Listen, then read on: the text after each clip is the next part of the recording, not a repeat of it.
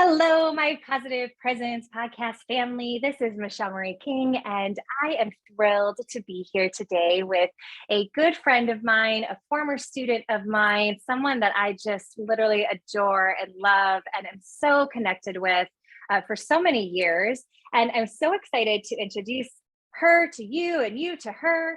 But before I start, I want to talk a little bit about, this Positive Soul, our season this year, or this season, our topic this season, if you will, is all about really exploring and feeling comfortable with going into the depths of who you are. It's kind of taking away the human and stripping away all the layers from your body outward and starting to kind of connect with that which is inside of you. And I feel like for some students and families and people maybe listening to this podcast, there's a little bit of discomfort in that experience and in that exploration. And I was really intrigued as I was kind of making my list of guests and people and experts and positive, amazing, students that I wanted to kind of bring in.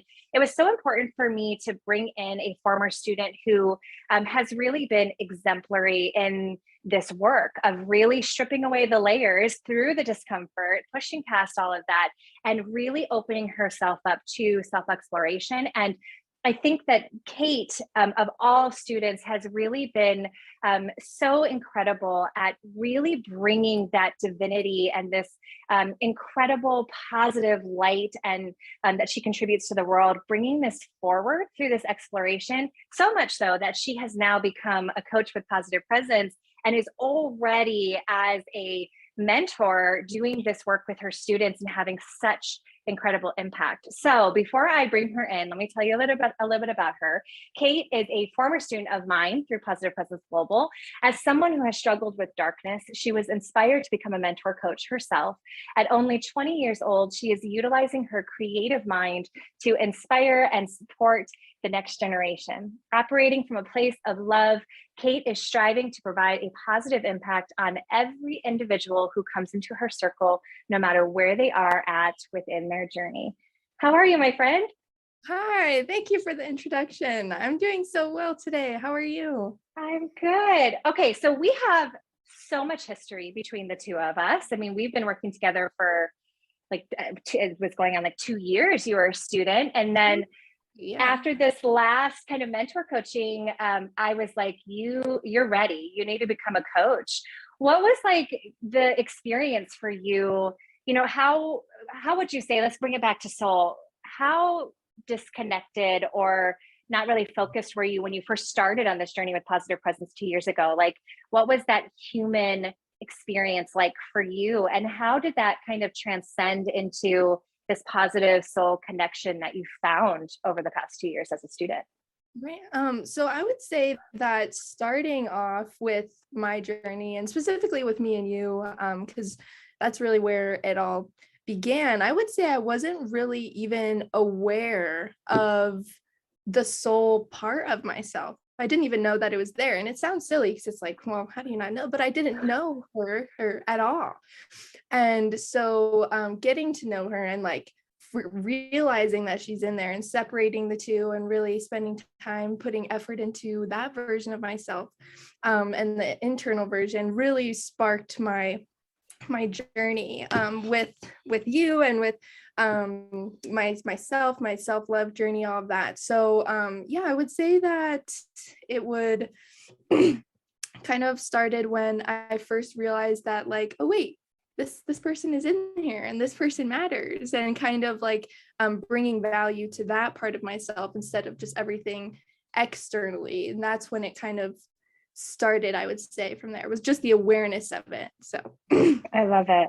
And I think it's really interesting because, and I totally agree. We talk about, like the two versions of ourselves. We were just talking about this with Devin Kearns on the first, he was the kind of opening guest for Positive Soul, how there's two versions of ourselves. There's the human version of ourselves, which is what everyone else sees. And then there's the soul version of ourselves, which we either like become really aware of, or sometimes we're so disconnected from that we don't even know that there is this other version of ourselves. Oh, it's almost like we become blinded by the human side of what everyone else sees, and we make that our persona because everyone else is making it our persona. How has it been, like, when you got when you were discovering that there's these two versions of yourself, like what would you say from a student's perspective was the kind of the trap that you were getting stuck into as a human? You know, what was kind of weighing you down in that experience? Hmm. I would say that, let me see, that's a hard question. That it was more like the disconnect was okay, sorry, can you repeat the question? Because I want to answer it. Yeah. What do you feel was like, you know, going back to those two different versions of yourself, the human version of yourself and the soul version of yourself, what do you feel like you were kind of getting trapped in the human version that you when you weren't even aware that the soul version existed? Well, and when you started to become more aware of it and you were reflecting back on this human side of you that you were trapped and entangled in, what would you say are the things in your human side of you that you were getting trapped by? Okay, that I understand now. I would say honestly, like, and I still struggle with it, but the biggest thing was how other people perceived me. Like that was the main motivator in how I reacted and how I, like, who I was, my identity. It was all about other people, how they saw me, what they would think about me. And so I feel like the first time that I ever really asked myself, what do you think, was, I think I was 18 years old. It was probably a few months after we had started. And that was the first time when I felt, I would say, like, seen within myself, and kind of just, I had never done that before. And it was so interesting to be like, what do I want? What do I think? Because it was always, this person wants me to do this, they want me to be this. And so having that time to kind of reflect was the first time that, like, I felt like I was stepping out of that, like, trap in my human life. The first time I really felt connected to myself.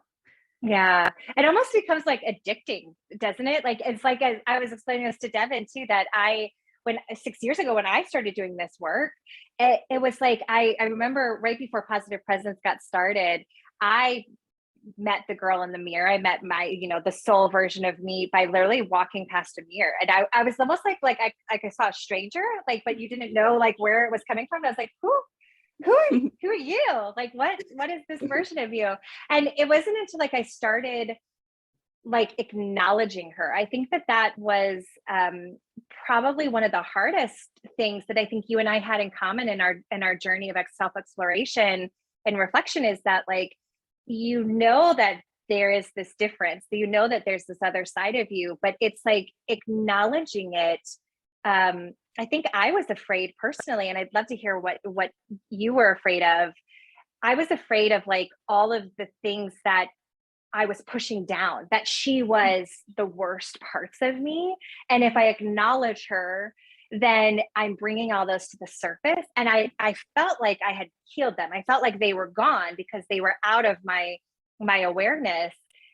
But I had just this immense amount of fear of just sitting with her. And thus I was just sitting in what everyone else thought of me, the model, the pageant girl, the overweight mom, like and it wasn't until I sat with her and gave her a voice that all of a sudden I started really seeing who she was. What was your experience when you first found that? Oh, I totally agree. The fear aspect was definitely there. I don't know if I was aware of it or not, but it was something that I just didn't really want to do. I didn't want to sit with the parts of myself that I didn't really like, which also means not sitting with the parts that I do like. You can't pick and choose. So just kind of, pushing past that fear and pushing past, like that hatred I had of all of those parts of myself, and really taking a look at why don't I like these parts of myself, and why am I not wanting to sit down with them? Why am I constantly finding ways to get farther away from myself? And then that was a really big realization where I was like, okay, there's something in this scares me, something is in this I don't like, and why, and how can I change that? Why is it that way? Who told me it was that way? And then beginning to understand all the different parts of myself. I think that. Yeah. Oh, that's so profound what you said. Like the further outside of yourself that you get, you start, you become less of you. like you become more of all of the layers and the titles and the judgment and the fears. And like, it's almost like you become this, when you go outside yourself, it's almost like you become this magnet to all of the ugliness in the world, because you're so, it's like the world is pulling you, shifting you to reflect on it, or like to reflect the things that it is, and you get further and further and further outside of yourself. And then like, I've been in that place, I don't know about you, Kait, that where I'm like, where am I, like, who in the hell is this person? Like, and I think that's where, like, for me, depression came in, suicidal ideations came in, like just doubt, self-judgment, like a lack of compassion for myself, like disconnect, dissonance, fear, anger, frustration. I mean, that was the place where I was really sitting, and I'm like, who am I? Right. Like, yeah, I'm this beautiful runway model. Yeah, I'm a mom, or yeah, I'm a, pageant girl on a stage. But like, is that really who I am? Like, have you kind of been experienced that too, where like you get so far outside of yourself?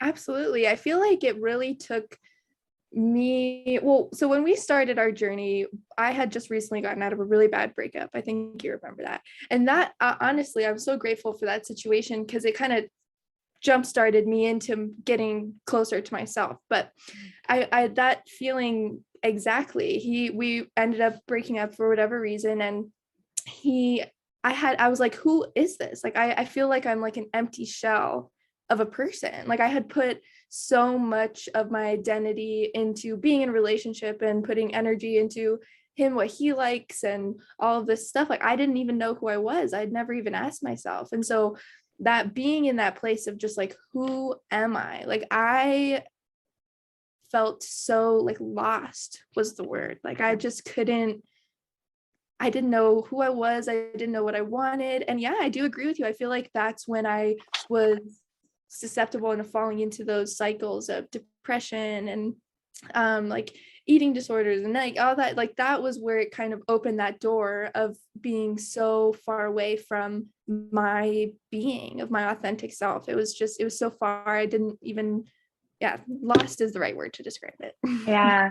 I mean, I think that that's such like a great place to start, for our listeners who are like sitting here being like, okay, Michelle, Kait, like, soul, all right, like, I get it, there's two different versions of myself. How do I connect to soul? Like, where do I even start? And I think asking that question, like, who am I? And I remember, sitting in that space for myself when I asked that question, and my immediate response was all the labels. I am a model, I am a mom, I am a wife, I am a coach, I am a business owner. And it's like, you have to, every time you come up with a label or a title, or like something that is a physical, like resemblance of who you are, you got to keep digging. Like, that's not who you are.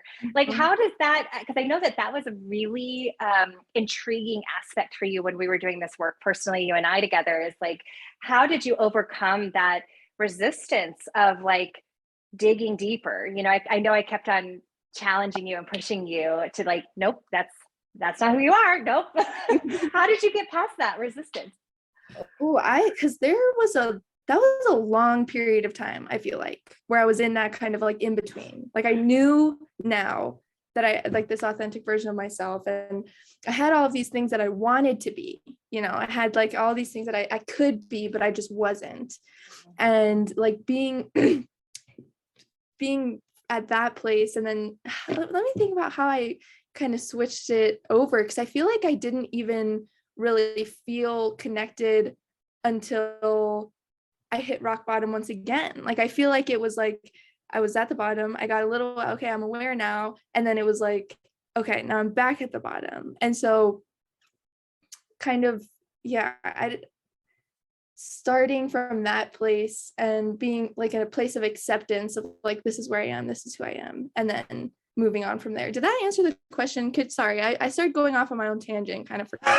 That's okay. Well, I think for you, as like, I remember the shift for you was like, you started getting connected to the emotion instead of the physicality. Like, you were like, I am sad. Like, I am lonely. I am afraid. I am like, I think that like that was where it shifted for you from my perspective as your coach, if I can be so frank, is like because you started just being aware of the, these emotions that were deeply entangled internally that were kind of representing themselves externally. No? Mhm. Yeah, no, I totally agree. It is interesting to hear your perspective, just like as someone who's been so influential, like through this experience. I love hearing like what you think about, like, I love that. But no, I totally agree. I think that like practicing emotional awareness was one of the first steps that didn't even really start right away. It was a Mm-mm. few months down the line where,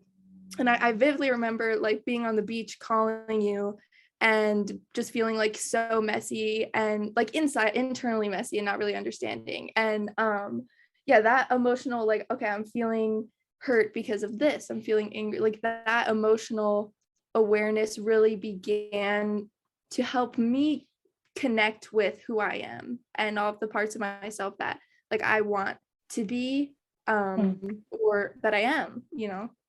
Yeah. Yeah, we talked about, like, and if our listeners are observing, we're going from very external to we're taking like those layers over and over and over again, getting deeper and deeper and deeper. And I think it's so interesting that, when you can practice emotional awareness, you're usually when you haven't done this work and you've been so far outside of yourself, the first emotions are, on the lower half of the emotional scale: sadness, frustration, fear, anxiety, overwhelm, depression, sadness, sorrow, negativity. And I think that it's really important to, when you're in a safe place, to recognize those emotions. And usually those emotions are directly connected to parts of you that we say are in shadow, are negatively taking away from the best version of yourself. And we talk a lot about the next Michelle moment that I'm doing is about archetype and witness. And you and I mean, you've been one of the most influential students in my coaching career to help me truly discover how to teach this work of witness and archetypes. But I think when you can start to kind of recognize which archetype, these are the internal roles that you play, when like I am a student, I am a mom, I am, yes, those are how we show up in the world, but those exist internally as well. They're almost like this personified version of you. And those are kind of like your soldiers to your queen. Your queen is your witness, the innermost part of you that is constantly operating from a place of love and light. It is directly tied to source connection, which is, Buddha, Allah, whatever it might be for you, source energy, universe, what a connectedness, a oneness, whatever it might be for you. But I truly believe, and there's a lot of teachings in this, that witness is, it doesn't have to say it's a nothingness, but it is a peace and a presence in nothingness. And inside of you, the witness is the one that is constantly holding that firm foundation for your existence. And all of your archetypes around the witness, around the queen or king, are the ones that are positively or negatively taking away from or positively contributing to that highest good of you. And so when you can start to go back to the emotions that you start to exist, when you're identifying who I am, and you start to see those emotions, those negative emotions somewhat, they're pointing to those archetypes in your container, in your witness circle, that are in shadow, that are in fear, are broken, are the ones that are ultimately operating and your reality and your existence externally. How has all of that, like, I know, Kate, that has been like we've had this conversation so many times, and like, what was it like to kind of start to have this conversation around archetype and witness, and like, how was it something that you took to pretty quickly, or was it something that took you a while to kind of understand? I definitely struggled with the archetypes for sure. I think witness, once I grasped the idea, I was like, okay, I understand this. Like I can connect with her when I need. And her, like, to me, she just is peace. Like you said, just like complete peace. Like no emotion, no human ignorance, nothing, just peace. And so that part came to easy to me. The archetypes, however, definitely took me a while. I still find myself like trying to connect with the different versions of myself, identifying them, giving them like true form so that I can return back to them. And so it was a challenge. I remember we had multiple calls where I was like, what does this even mean? Like, how, like, what do you mean different versions of myself? Like, I just didn't understand it. And so I think the more we talked about it, I slowly started to understand. But the biggest thing, how I kind of understood archetypes, was how I was feeling, maybe not in regards to specific emotions like happiness, blah, blah, but how I was feeling like, okay, when I show up to do this, am I feeling strong? Am I feeling small? Like for example, like my daughter version of myself feels itty bitty tiny. And that's due to my relationship with my parents and stuff like that. So getting to know, like kind of feeling it out in whatever way feels good for me, was how I began understanding and grasping the different versions, different archetypes of myself and how they show up. And now, being a little bit farther down the line, like I will start to feel small or something, and I turn inward and I'm like, okay, like what part of this is making you upset? And I'll say I'm still working on it, but the more I practice it, the easier it's kind of like, sometimes she'll respond and be like, this is what's making me feel small. And I'm like, oh, okay, like that.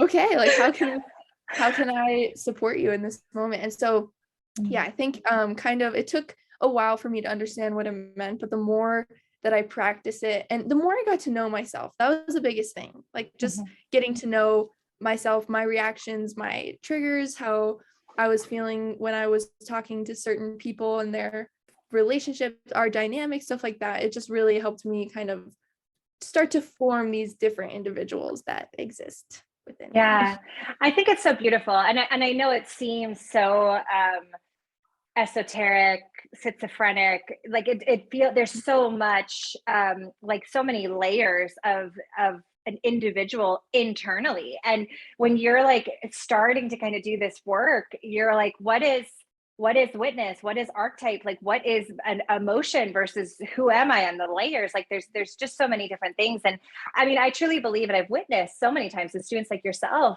that like it really is the epitome of like self-acceptance and self-love, when you can kind of personify these different versions of yourself internally, as though, like these 30 different versions of yourself are sitting in a room and they're all helping one another. And when you can like truly start to like personify and connect with them and give them permission, I mean, there are times, even as the positivity activist and the founder of this company, where I'll drop into my, drop in means like I don't need to meditate, I don't need to like close my eyes, I just at any moment can just kind of like drop into my witness and open up my space of my archetypes. I call it my container. And I can at any moment, like when I'm triggered externally by something, by judgment, by the war in Ukraine, by someone being mean, by anything in the world, because there's so many triggers, instead of reacting outward, which I think so many people get stuck in. They get angry and they react, they respond in the moment, and then that creates this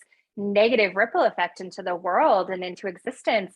Instead of reacting, I recognize that the trigger is kind of the starting point, and I go inward, and I'm like looking around my container sometimes, and I'm like, okay, like which one of you, you amazing, souls in this room are in shadow right now? Like which one can I help? And it's been so great of a journey for me, because I've been able to kind of like recruit my other versions of myself in that space to like help, like my mother, sometimes the version of me that is a mother to my child, who is a direct complement to my actual mother on the outside, in the outside world.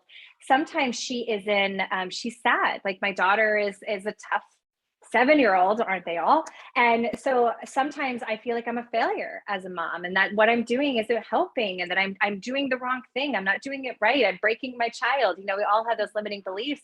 And instead of trying to fix it externally, like instead of trying to like change how I am a mother, I go inward, and my mother archetype is like she recruits my coach archetype to come in and be like, and they sit together in a room in this really beautiful space that is full of love and light, and on a really comfy couch, and with like like beautiful music playing, and they sit together and the coach helps her, and there's like, why do you think this, and why are you having a hard time? Why are you in shadow? And they help each other heal. And I think it's just it's the epitome of self-acceptance and self-love. I know that Kate, you've kind of been through that space for yourself where like you've met some archetypes in your container that, you didn't even really realize existed. Like you knew that there was things that were kind of pointing to an archetype, but it was like, I remember you going into your space sometimes and you're like, I don't even know where this version of me is. Like, what was that like, like going into the depths of that space and finding those shadow parts of you?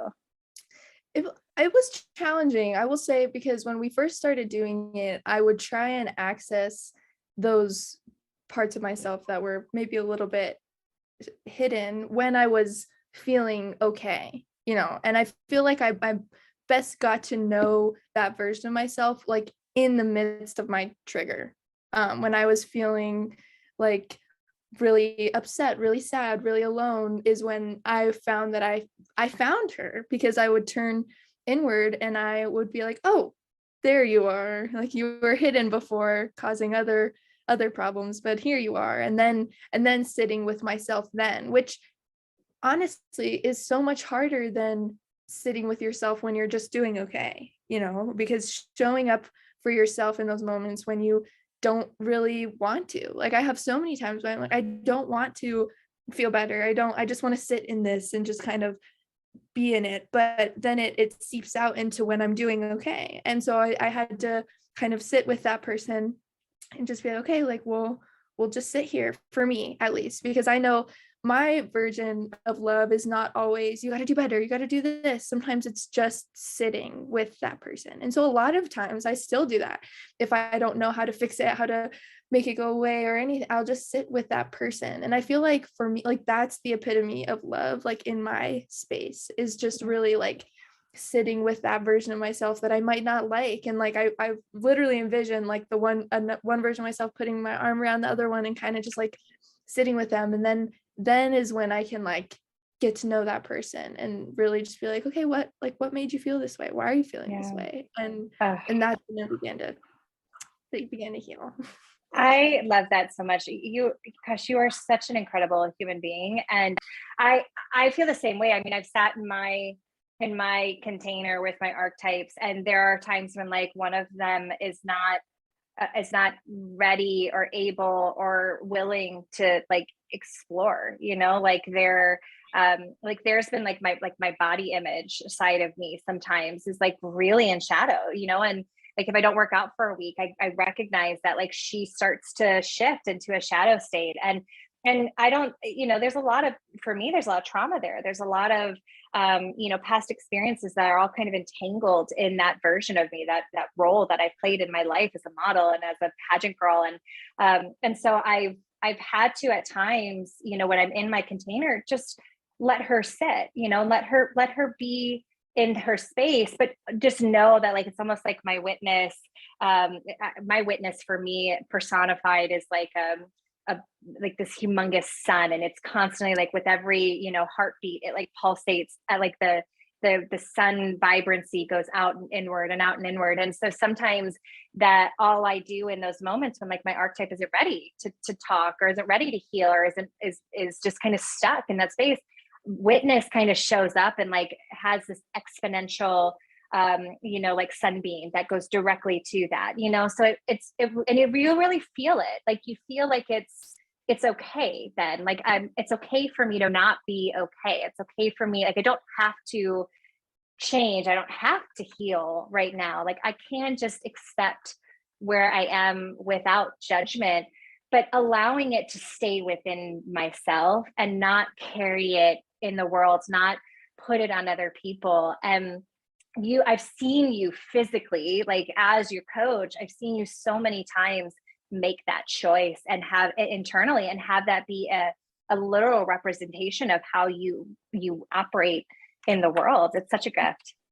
Thank you. I will say I would your input and like the practices and exercises and tools have really, pushed me in that direction. Just beginning, even if it feels silly, like when I'm envisioning different versions of myself, kind of like, what am I doing? Like just kind of laughing at myself. It really like it just pushes you into like, wait, what this kind of feels good. Like I feel seen, like I feel value. Like for me, for so long, like I just didn't value myself, my feelings, my experiences. It was always everyone else was like above me. It was more important.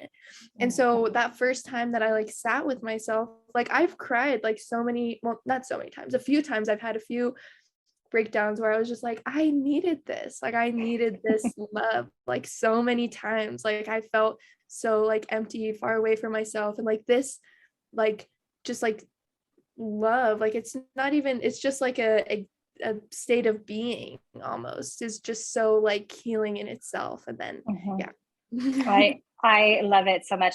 I think there's two things that you said that are so important.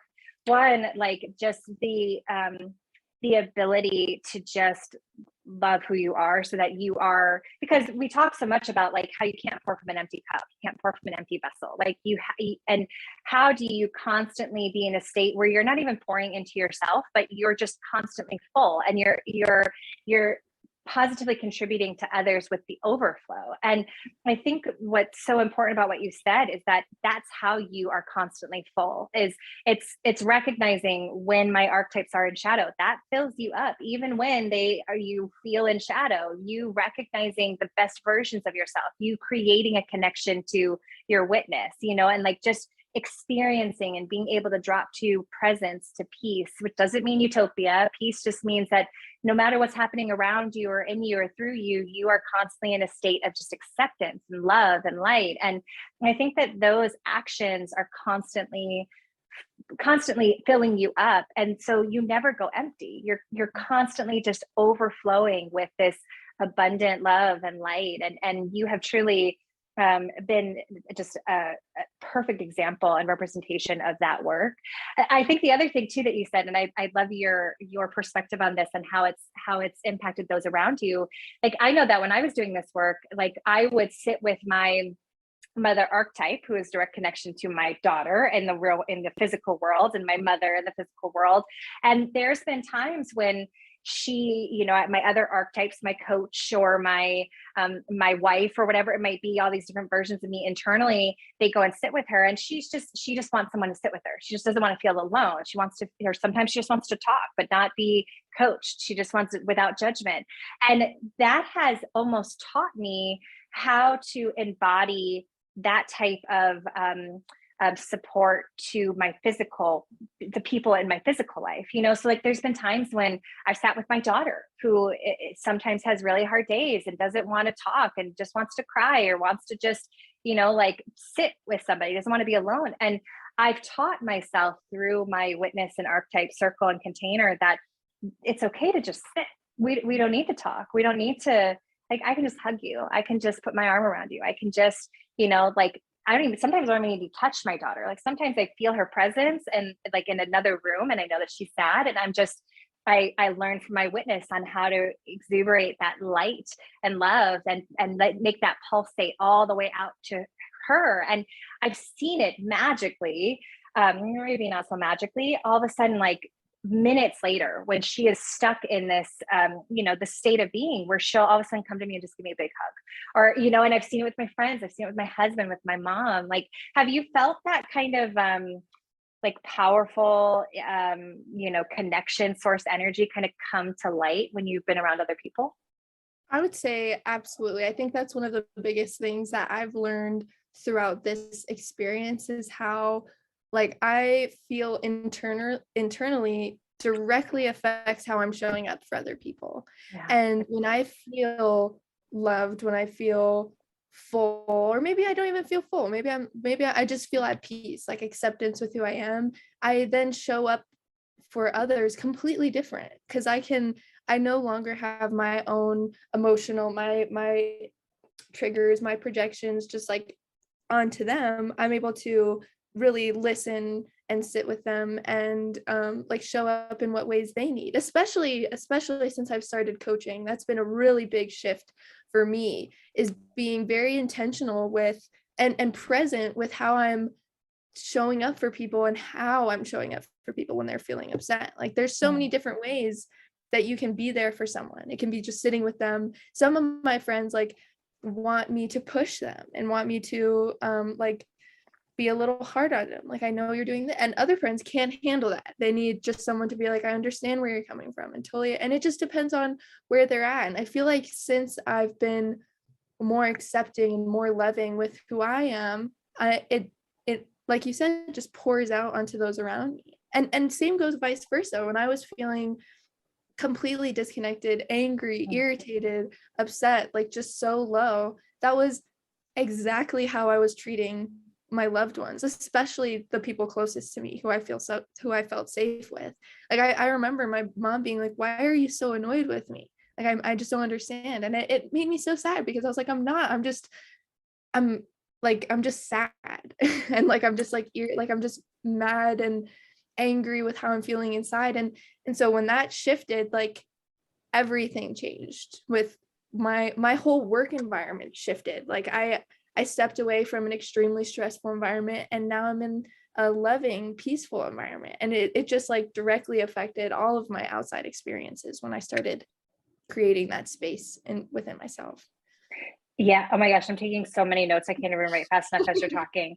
Yeah. I mean, like well, first of all, I love that you said that you can, and it's so true. And I think that's the importance of this positive soul work, is that like you truly, and I think so many people who do this work, me especially, I've found that I cannot love and support others unless I love and support myself. I cannot accept and be grateful for others unless I accept and I'm grateful for myself. I can't like, like be positive in a world externally if I'm not consistently practicing positivity and love and light internally. And it's so important to just recognize that usually our external experiences, especially the negative ones, are a representation of our internal dissonance. And it's not until we really start to accept that we can go in and get connected to ourselves, and it will have an immediate positive reflection on our external world, that all of a sudden we start to really recognize the importance of this work. I'm so proud of you for that. Thank you. I will say, like, the moment I started truly feeling loved in my space, my entire perspective shifted. And then my experiences shifted as well. And it was one of the biggest like perspective changes I've had in my 20 years on this planet. And I think that's the biggest thing I try to encourage in all of my interactions with my friends, with my family, is just start with a place of acceptance, and then start with love, and then you can move forward from there. But that's got to be your first step. And yeah, that's what I've said that so many times in the past like few months.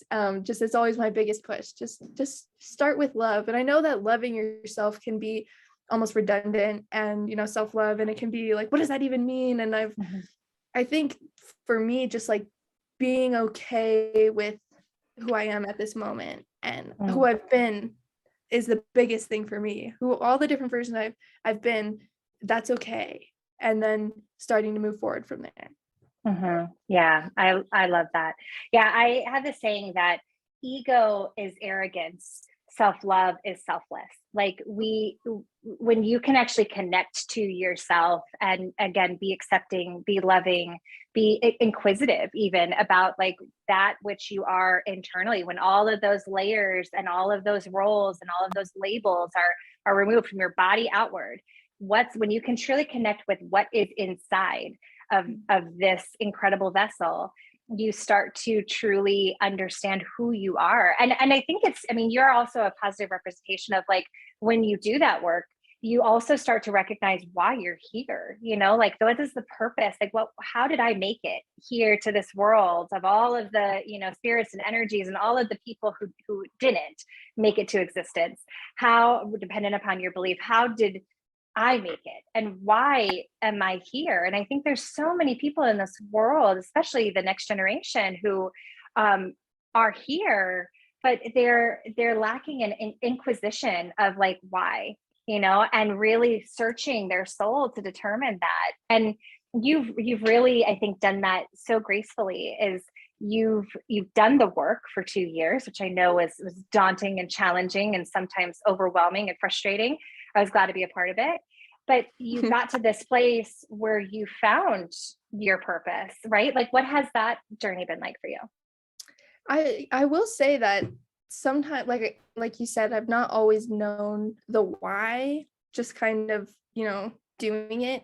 And I think that creating contrast between how I felt before and then those little moments of peace that I found while through connecting with myself was really like the game changer, was that contrast between, okay, this is why I'm doing it. And then through that, like through me just following, what brought me peace, what was in like all my actions through love and light. And then that's why I kind of led me to, like, why am I here? And how can I like support and love on other people? And honestly, I can't even tell you if I know a certain reason why I'm here, but I do know that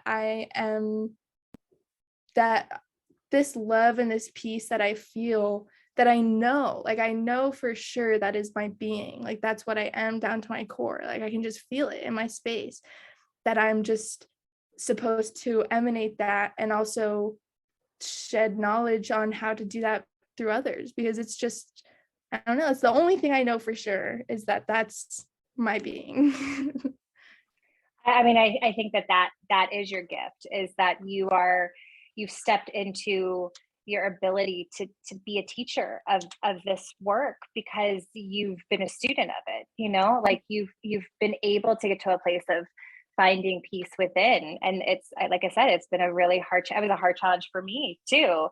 But once you found it, I think that the next step for you was to now help others find their peace, and that's your gift, girl. That's your why. That's why you're here, and we need so many more people in this world like you. And I'm so incredibly grateful for just all of our experiences together as a student and as a coach and as friends and, as kindred spirits in this work, and now being a coach in the company.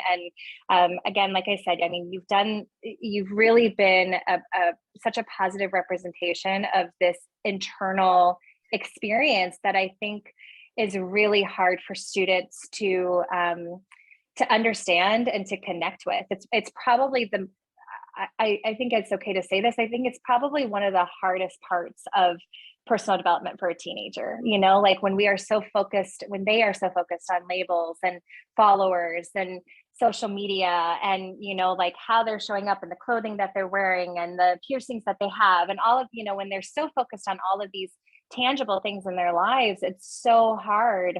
And I remember being in the state to strip away all of that and really consider what is there without needing any of it. And like I said, I'm just so proud of you that you've been able to get to that place, and you're going to have such an amazing impact on the people that you touched, the people's lives you touched. It's going to be incredible.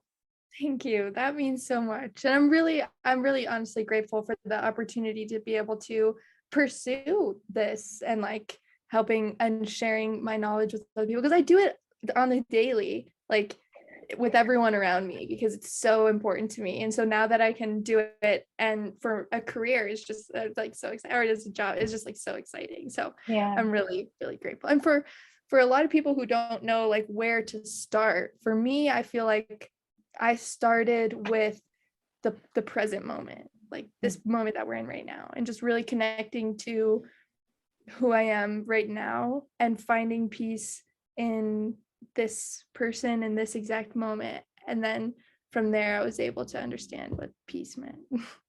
I love it. I love it, girl. Well, thank you again for being here. Is there anything else that you would like to share specifically with like the teenagers that are listening to this who are like, hey, Kait, like I want to get there. Like I want to find that version of me on the inside, but how? Like where do I even start? How do I even allow myself to be that? Yeah, one thing that was the first thing that I thought of when I first heard like, what does it mean to have a positive soul, was the power of choice and the power of intention in your daily life, and becoming aware of how you're defaulting to negativity. I feel like that is such a normal pattern for the ego to just everything's negative. I mean, we've talked about this, thoughts, patterns. It's just, and just really like starting with that and just kind of understanding, okay, like that is the pattern that I'm going in, and maybe challenging yourself to, can I go a different direction? Can I think about this differently? Is that, I think that's a good place to start. You're amazing. I completely agree. Well, thank you again for you. And to learn more about Kait Jensen, you can go to positivepresenceglobal.com and check out all of our coaches and Kait's bio and Kait's photo and Kait's video. And she is just such an incredible human being. So grateful for you and to have you now be a part of the company. And to all of our listeners, please like, comment, share this podcast and follow us on whichever podcast platform works best for you. We really, really appreciate all of your time, energy, and effort into what we do.